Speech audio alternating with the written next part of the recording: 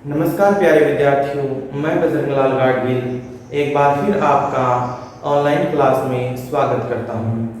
आज इस online class में हम बात करेंगे हमारा जो अध्याय चल रहा था जिसका नाम है सिंधु घाटी की सभ्यता। इससे पूर्व की ऑनलाइन क्लास में हमने बात की थी सिंधु घाटी सभ्यता के नगर निर्माण एवं भवन निर्माण के बारे में, जिसमें हमने सिंधु सभ्यता की नगर निर्माण कला के बारे में जाना, उनकी नाली व्यवस्था व भवन निर्माण के बहुत से भवनों की आकृतियां भी हमने जानी। इसके बाद हमने सिंधु सभ्यता के प्रमुख नगरों के बारे में बात की व उनसे प्राप्त साक्ष्यों के बारे में बात की, जिनमें हड़प्पा, मोहनजोदड़ो, चनहुदड़ो, कालीबंगा, धोलावीरा, बनावली आदि प्रमुख शहर थे जिनके बारे में हमने विस्तार पूर्वक चर्चा की। आज हम बात करेंगे सिंधु सभ्यता के धार्मिक विश्वास कि सिंधु सभ्यता के लोग हैं वह तत्कालीन किस धर्म में विश्वास करते थे, किस धर्म के उपासक थे, वह किस प्रकार की अपनी पूजा अर्चना किया करते थे, जिनमें वह परम पुरुष की उपासना करते थे, परम नारी की उपासना करते थे, प्रजनन शक्ति की पूजा करते थे, वृक्ष पूजा करते थे, पशु पूजा करते थे, प्रतीक मुद्रा की पूजा करते थे और उनकी कौन कौन सी धार्मिक प्रथाएं थी, इनके बारे में हम इस ऑनलाइन क्लास में चर्चा करेंगे। साथ ही हम बात करेंगे सिंधु घाटी सभ्यता का आर्थिक जीवन कैसा था, आर्थिक स्थिति व अर्थ के लिए वह कौन कौन से कार्य करते थे। इसमें हम बात करेंगे कृषि, पशुपालन, घरेलू उद्योग धंधे, व्यापार वाणिज्य, तोल माप के साधन। सिंधु सभ्यता के धार्मिक विश्वास से हमें यह पता चलता है कि सिंधु सभ्यता के जो लोग थे वह प्राकृतिक साधनों व प्रकृति की पूजा करते थे। सिंधु सभ्यता के लोग थे वह बहुदेववादी थे। इतिहासकार सिंधु सभ्यता के धार्मिक स्थिति पर विवादास्पद प्रश्न है, क्योंकि वहां से हमें कोई निश्चित साक्ष्य व धार्मिक स्थान है वो खुदाई में प्राप्त नहीं हुआ है। इस कारण अलग अलग विद्वानों का सिंधु घाटी सभ्यता के धार्मिक विश्वास पर अलग अलग राय व मत व्यक्त किए हैं, परंतु खुदाई में प्राप्त साक्ष्यों व निष्कर्षों के आधार पर इतिहासकारों ने सिंधु घाटी सभ्यता की एक धार्मिक विश्वास की रूपरेखा तैयार की है, जिसके आधार पर यह बताया गया है कि सिंधु घाटी सभ्यता के जो लोग थे वह प्रकृति प्रेमी थे, वह प्रकृति की पूजा करते थे। साथ ही उन्होंने यह भी बताया है कि सिंधु घाटी सभ्यता के जो लोग थे वह कौन कौन तरीकों से पूजा करते थे। इनके लिए हमारे पास विभिन्न साक्ष्य हैं, जैसे मोहरे हैं, खुदाई में प्राप्त सामग्री है आदि, सबसे हमें इनके धार्मिक विश्वास की जानकारी मिलती है। सबसे पहले हम बात करते हैं परम पुरुष की उपासना। सिंधु घाटी सभ्यता के मोहनजोदड़ो नामक स्थल से हमें एक मोहर मिली है। इस मोहर के ऊपर एक नग्न व्यक्ति योग मुद्रा में बैठा है, जिसके 3 मुख हैं और सिर के ऊपर एक मुकुट जैसा धारण किया हुआ है, जिससे लगता है कि मानो दूर से देखने पर त्रिशूल जैसा लगता है। हम डायग्राम के माध्यम से पढ़ने की कोशिश करते हैं।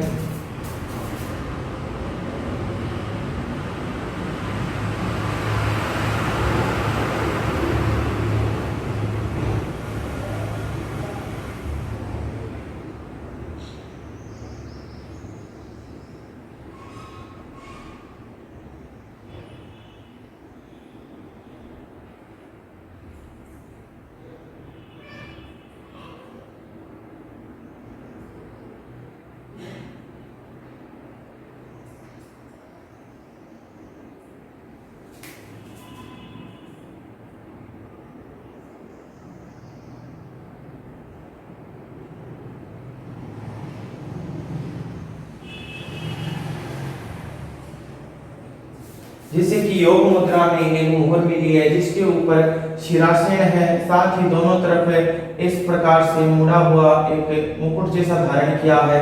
दूर से देखने पर हमें ये त्रिशूल जैसा लगता है। और इस योगासन मुद्रा में बैठे योगी के पास में बाईं दिशा की ओर इधर एक गेंडा और भैंसा है और दाईं दिशा की ओर एक हाथी और एक व्याघ्र का चित्र अंकित है। वह सामने की दिशा की तरफ यहाँ पर एक हिरण का चित्र अंकित है।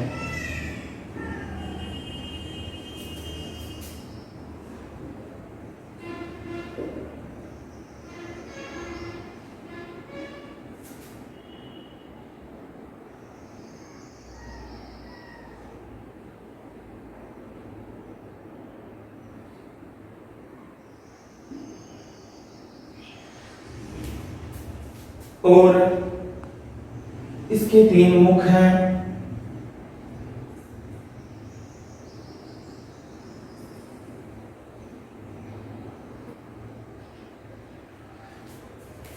इसके ऊपरी हिस्से के ऊपर 6 लिपि के शब्द अंकित है जो लगभग इस प्रकार के दिखाई देते हैं।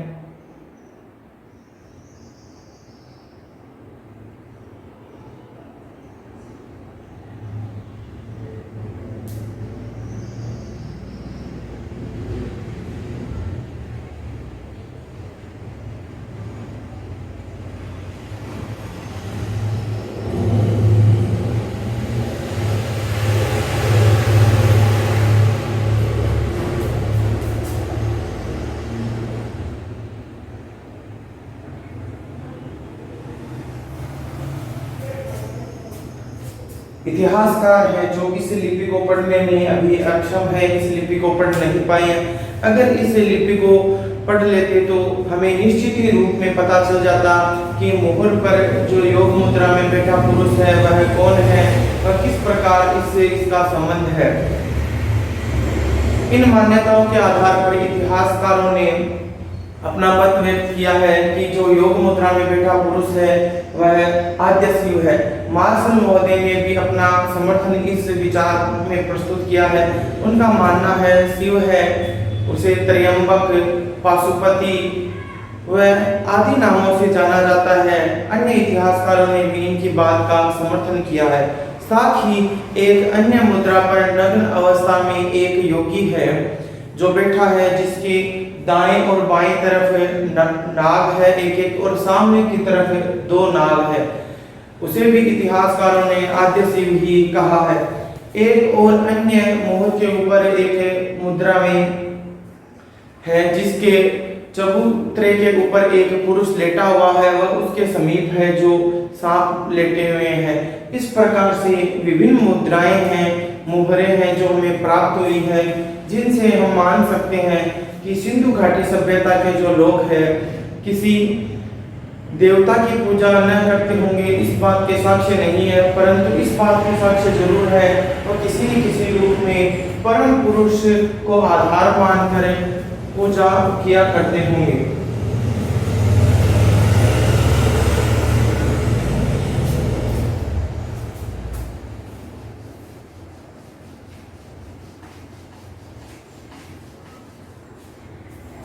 अब हम बात करते हैं परम नारी की उपासना। परम पुरुष की उपासना के साथ ही सिंधु घाटी सभ्यता के बहुत से स्थानों से खुदाई में हमें बहुत सी नारियों की मरण मूर्तियां प्राप्त हुई है, जिनसे आधार पर हम यह मान सकते हैं कि सिंधु घाटी सभ्यता के जो लोग हैं परम पुरुष के साथ साथ परम नारी की भी पूजा किया करते थे। परम नारी की पूजा अर्चना के साथ हमें मरण मूर्तियों के साथ मुद्राओं पर भी नारियों के चित्र मिले हैं। साथ ही पृथ्वी मातृशक्ति के रूप में है जो सिंधु घाटी सभ्यता के लोग हैं परम नारी की उपासना किया करते थे। वर्तमान में जो मातृशक्ति की पूजा अर्चना का जो स्वरूप है वो सिंधु घाटी सभ्यता के साथ समानता दर्शाता है। संभवतः इतिहासकारों ने इस बात में भी निश्चितता दिखाई है कि परम नारी की उपासना के समय मात्र शक्ति के रूप में उसे बलि भी चढ़ाई जाती थी। इसके साक्ष्य भी बहुत जगहों से मिले हैं। हवन कुंड के साक्ष्य हैं जो कालीबंगा लोथल आदि से मिले हैं। कालीबंगा में हवन कुंड के अंदर हिरण की हड्डियां तक मिली है। इस बात से भी प्रमाणित होता है कि वहां पर पशु बलि निश्चित ही रूप से दी जाती थी। अब हम बात करते हैं प्रजनन शक्ति की पूजा की।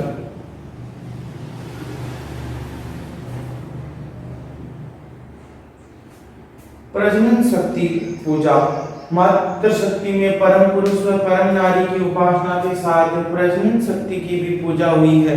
सिंधु घाटी सभ्यता के बहुत से स्थलों से हमें खुदाई में लिंग प्राप्त हुए हैं। मोहनजोदड़ो व हड़प्पा में भी बहुत से लिंग हैं जो खुदाई में प्राप्त हुए हैं। यह लिंग 4 इंच से लेकर लगभग 4 फीट की आकृति के बड़े आकार के तक मिले हैं।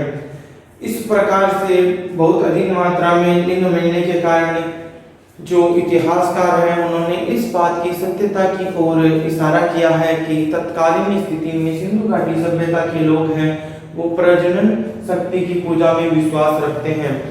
छोटे जो लिंग आकार के मिले हैं उनका प्रयोग निश्चित है छोटे घरों में सामान्य घरों में किया जाता होगा। वह बड़े आकार के जो लिंग है 3 से 4 फीट के वह प्रमुख स्थानों धार्मिक देवालयों आदि स्थानों पर इन लिंगों की पूजा अर्चना सिंधु घाटी सभ्यता के लोग करते होंगे। इसके विपरीत मैके महोदय का कथन है कि जो लिंग हमें खुदाई में प्राप्त हुए हैं वह किसी धार्मिक पूजा व उपासना के काम में नहीं आते होंगे। यह निश्चित ही रूप से अनाज पीसने व कूटने आदि के काम आते होंगे, जैसे कि वर्तमान में मूसल है, बट्टा है, लोटे हैं आदि प्रकार से मैके महोदय ने इन्हें प्रजनन शक्ति का रूप न मानकर सामान्य काम में आने वाली वस्तु व साधन माना है। साथ ही चिकनी मिट्टी पत्थर व सीपी के बने कुछ छल्लों को इतिहासकारों ने योनि मानकर उसकी पूजा अर्चना के साक्ष्य माने हैं, परंतु बहुत से इतिहासकारों ने इन्हें योनि न मानकर किसी स्तंभ के पत्थर के टुकड़े व अन्य साधन माना है। इन सभी साक्ष्यों से हम इस बात पर पहुंचते हैं कि निश्चित ही रूप से सिंधु घाटी सभ्यता के लोग हैं वो प्रजनन शक्ति की पूजा अर्चना किया करते होंगे। वृक्ष पूजा सिंधु घाटी सभ्यता के जो लोग थे वह प्रकृति प्रेमी तो थे, इसी वजह से उन्होंने वृक्ष पूजा देखी। बहुत सी मोहरों मुद्राओं आदि पर से हमें वृक्ष पूजा के संकेत मिले हैं। एक मुद्रा के ऊपर एक स्त्री है जिसके दोनों तरफ टहनियां हैं और उसके सामने की तरफ एक स्त्री की आकृति है जिसके सर के ऊपर पत्तियों का ताज लगा हुआ है। इस आधार पर हम मान सकते हैं कि वहाँ वृक्ष पूजा होती थी। वह एक अन्य मुद्रा के अंदर एक स्त्री है जिसके गर्भ से एक वृक्ष निकलता हुआ दिखाया गया है। इसे एक सिंधु घाटी सभ्यता की एक विशाल व आश्चर्यजनक दृश्य मुद्रा कहा गया है। इतिहासकारों ने इसे उर्वरा की देवी मानकर इसकी नाम रखा है। वह तत्कालीन सिंधु घाटी सभ्यता के जो लोग हैं वृक्ष पूजा किया करते थे। साथ ही एक अन्य स्त्री के सर पर कुल्हाड़ी नुमा आकृति व पेड़ फूल पत्तियों के साथ उसके श्रृंगार किया गया है, जिससे भी इस बात की सत्यता सिद्ध होती है कि तत्कालीन जो लोग हैं वो वृक्ष पूजा किया करते थे। इसी के संदर्भ में हम आगे बढ़ते हैं और बात करते हैं पशु पूजा।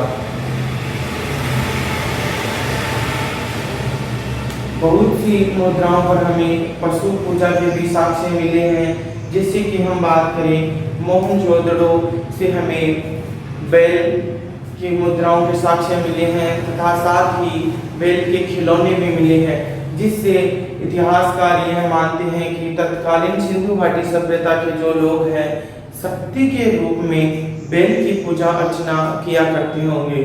बैल की पूजा अर्चना के साथ साथ ही हमें भैंस व भैंसा के चित्र भी अन्य मुद्राओं पर प्राप्त हुए हैं। तो इतिहासकार यह भी मानते हैं कि बैल के साथ साथ भैंस व भैंसा को भी शक्ति के रूप में पूजा जाता था। साथ ही सिंधु घाटी सभ्यता के लोग गाय, बकरी, घोड़ा, कुत्ता आदि जानवरों से परिचित थे, परंतु सिंधु घाटी सभ्यता में गाय की उपासना व गाय के संबंध में धार्मिक विश्वास की जानकारी है जो इतिहासकारों को प्राप्त नहीं हुई, परंतु निश्चित ही रूप से गाय है वो पशुपालन के लिए एक उपयोगी पशु था, दुधारू पशु था।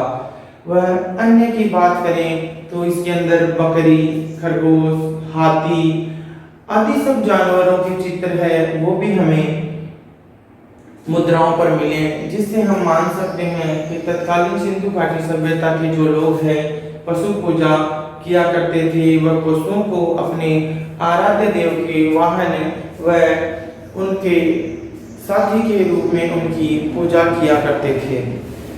सिंधु घाटी सभ्यता से हमें कालीबंगा नामक स्थान से ऊंट की अस्थियां भी मिली है, जिसे हम मान सकते हैं कि ऊंट नामक पशु है वह भी अन्य पशुओं की भांति उससे भी परिचित थे।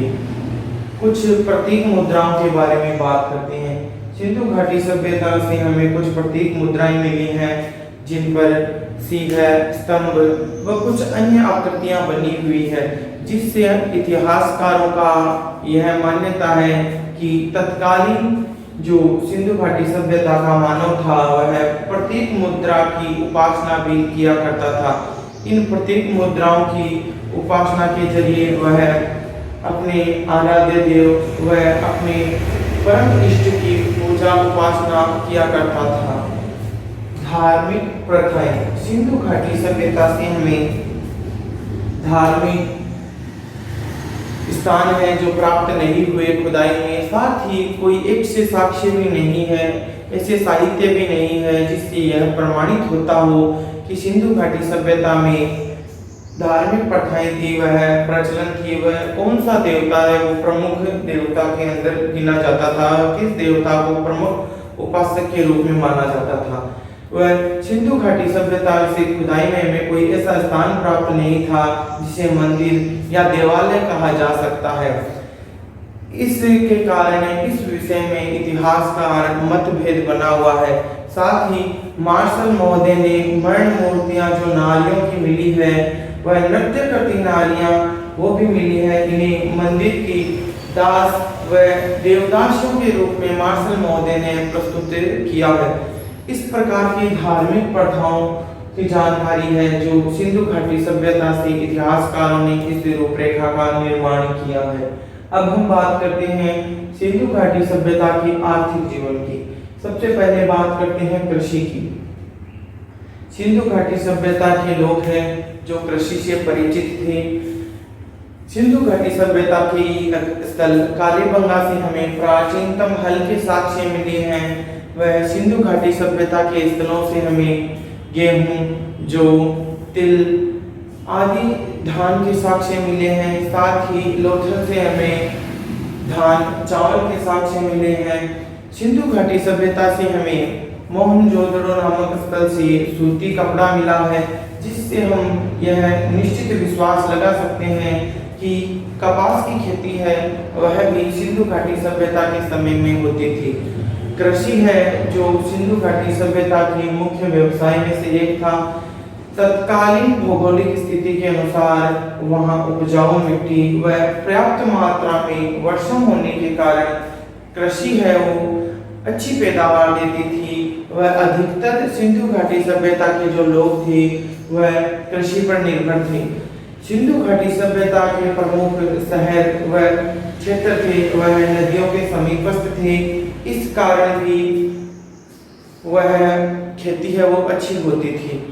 दूसरी तरफ हम बात करें तो हमें सिंचाई के लिए कोई भी पर्याप्त साधनों की जानकारी है जो सिंधु घाटी सभ्यता से प्राप्त नहीं हुई। सिंधु घाटी सभ्यता के जो लोग थे वर्षा पर ही पूर्णतः निर्भर थे।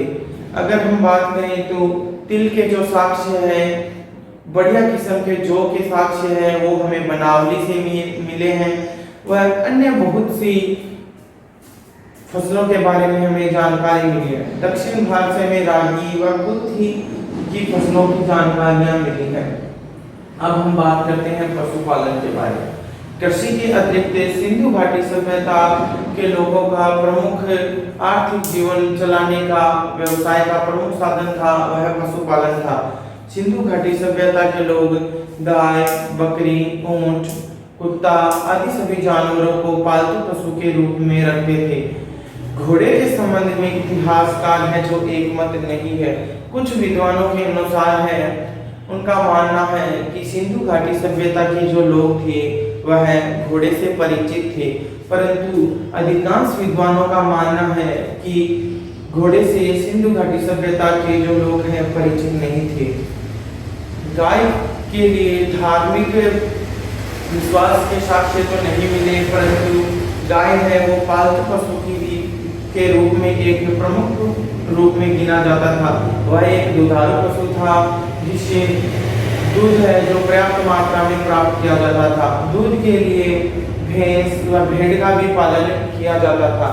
इसी क्रम में हम देखें तो सिंधु घाटी सभ्यता के जो लोग हैं बकरी, खरगोश, हिरन, हाथी, ऊंट, बिल्ली आदि सब पशुओं से भी परिचित थे। जिससे कि हमने बात की कि लोथल से बिल्ली का पीछा करते हुए कुत्ते के पद चिन्ह मिले हैं। वह मोहनजोदड़ो से हाथी के कपाल खंड के बारे में जानकारी मिली है। कालीबंगा से हमें ऊंट की अस्थियां मिली है। साथ ही कालीबंगा के हवलकुंडों से हमें हिरण की अस्थियां मिली है। वह गेंडे की अस्थियां हैं वो भी सिंधु घाटी सभ्यता के स्थलों से प्राप्त हुई है। इस प्रकार हम यह विश्वास कर सकते हैं कि सिंधु घाटी सभ्यता के जो लोग हैं पशुपालन व्यवसाय को बहुत अधिकतर लोग अपनाते थे। वह उन्नत किस्म का पशुपालन का व्यवसाय था। अब हम घरेलू उद्योग धंधों के बारे में बात करते हैं। सिंधु घाटी सभ्यता के जो लोग हैं कृषि व पशुपालन के साथ साथ बहुत से लोग हैं जो घरेलू उद्योग धंधों में लगे हुए थे। इन उद्योग धंधों की हम बात करें तो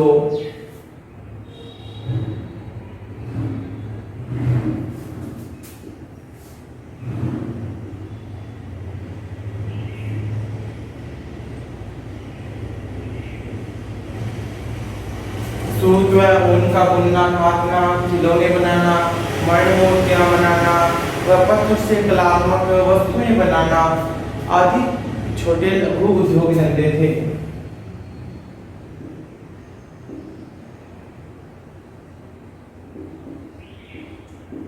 जिससे कि मोहनजोदड़ो से हमें बेल की आकृति के चिन्ह मिले। वह हमें सिंधु घाटी सभ्यता से किसी चाक है जो खुदाई में प्राप्त नहीं हुआ, परंतु उनकी आकृति व आकार के अनुसार हम मान सकते हैं, हमने जाना है कि जो ये बनी हुई आकृतियां हैं वह निश्चित ही रूप से चाक की बनी हुई है। वह कुछ आकृतियां हैं वह हाथ से निर्मित भी है। इन आकृतियों में मृदभांड है, खाने पीने के बर्तन हैं, वह धान संग्रह करने के बड़े कोठरे हैं, वह अन्य सामग्रियां हैं, खिलौने हैं, मर्ण मूर्तियां हैं, पुरुष मूर्तियां हैं आदि सब है जो हमें प्राप्त हुई है। मर्ण मूर्तियां हैं जो प्राय सिंधु घाटी सभ्यता के प्रत्येक स्थलों से प्राप्त हुई है। साथ ही इसके अलावा खिलौने की बात करें तो हमें मोहनजोदड़ो से खिलौना प्राप्त हुआ है। दायमाबाद से हमें पीतल का इक्का गाड़ी मिला है। और हम बात करें मर्ण मूर्तियां मिली है। साथ ही राजस्थान के बनास संस्कृति से हमें एक अच्छे किस्म का बनासियन बुल मर्ण मूर्ति जो अग्नि में पकाया हुआ है वो मिला है। वह चंद्रपुरदड़ो जो एक औद्योगिक नगर के रूप में था, वहां से भी बहुत से उद्योग धंधों के बारे में जानकारी मिली है जिनमें मनका बनाना है। साथ ही मोहरों का निर्माण करना भी एक प्रमुख उद्योग लघु उद्योग धंधा था। सिंधु घाटी सभ्यता से हमें अभिलेखित व अलंकृत मोहरें भी मिली है व कुछ सपाट मोहरें भी मिली है जिनसे हमें सिंधु घाटी सभ्यता के तत्कालीन इतिहास को जानने में बहुत ही सहायता प्राप्त होती है। इन मोहरों से हमें यह जानकारी प्राप्त होती है कि तत्कालीन वह किस देवी देवता की उपासना करते थे, साथ ही वह कौन कौन से पशु से परिचित थी तथा उनकी प्रकृति प्रेम की जो भावना थी वो सब है जो इन मुद्राओं के माध्यम से तत्कालीन सिंधु घाटी सभ्यता के मानव ने अपने भावों को इन मुद्राओं के माध्यम से प्रस्तुत किया है। और अन्य प्राकृतिक प्रेम के सौंदर्य का मुद्राओं के ऊपर चरित्र चित्रण किया गया है। घरेलू उद्योग धंधों के अंदर वह अच्छे प्रकार के वह अच्छी किस्म के मृद भांड बनाते थे, उनके ऊपर लाल रंग भी किया जाता था। इसके अलावा पत्थर के अलग अलग प्रकार के कलात्मक वस्तुएं हैं वो भी बनाई जाती थी। अब हम बात करते हैं तत्कालीन व्यापार की। सिंधु घाटी सभ्यता के जो लोग थे भारत में व्यापार करते थे। जो वस्तुएं यहाँ पर उपलब्ध नहीं थी वह अन्य क्षेत्रों से मंगाई जाती थी। जैसे तांबा है वो राजस्थान से आया करता था, सोना अफगानिस्तान व ईरान से आया करता था, कीमती पत्थर और वस्तुएं थी वो बदख्शां से आती थी। साथ ही देवदार लकड़ियां हैं वो हिमालय क्षेत्र से आया करती थी। इसी प्रकार अन्य बहुत सी वस्तुएं हैं जिनका आयात है वो किया जाता था, व्यापार किया जाता था। मोहनजोदड़ो का जो प्रमुख राजपथ था उस राजपथ की इतनी अधिक चौड़ाई से इतिहासकारों ने इस बात की ओर संकेत किया है कि यह प्रमुख व्यापारिक मार्ग था। और चनबुदड़ो है वो भी एक औद्योगिक नगर था। इसके साथ ही लोथल से गोदीबाड़ा मिला है, जिससे हम इस बात की ओर अनुमान लगा सकते हैं कि जो व्यापार है वह केवल थल मार्ग से न होकर जल मार्ग से भी हुआ करता था। साथ ही हमें लोथल से फारस की मुद्रा मिली है, जिससे हम निश्चित ही रूप से कह सकते हैं कि भारत का व्यापार है, सिंधु घाटी सभ्यता का जो व्यापार है भारत के अन्य क्षेत्रों तक ही सीमित न रहकर अन्य विदेशों के साथ भी संबंध थे। वह मेसोपोटामिया की सभ्यता में तत्कालीन सिंधु घाटी सभ्यता की मोहरों का प्राप्त होना तथा मेसोपोटामिया की बेलनाकार मोहरों का सिंधु घाटी सभ्यता से प्राप्त होना इस ओर संकेत करता है कि निश्चित ही रूप से भारत का जो व्यापार है मेसोपोटामिया के साथ भी रहा होगा। व्यापार व वाणिज्य तत्कालीन स्थिति में अपने उत्तम व चरम स्थिति पर था। बहुत से अन्य व्यापार व वाणिज्य के साधन थे। अब हम बात करते हैं तत्कालीन तोल व माप के साधन।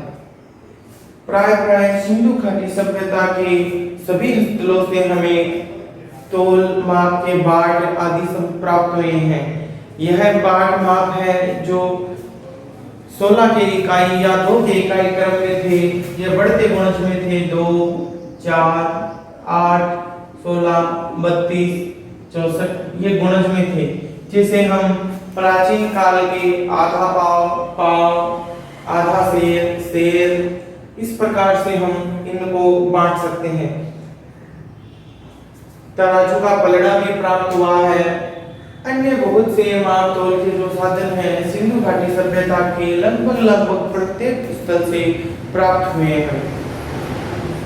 आगे आने वाली ऑनलाइन क्लास में हम सिंधु घाटी सभ्यता के सामाजिक जीवन व राजनीतिक संगठन के बारे में विस्तार पूर्वक चर्चा करेंगे।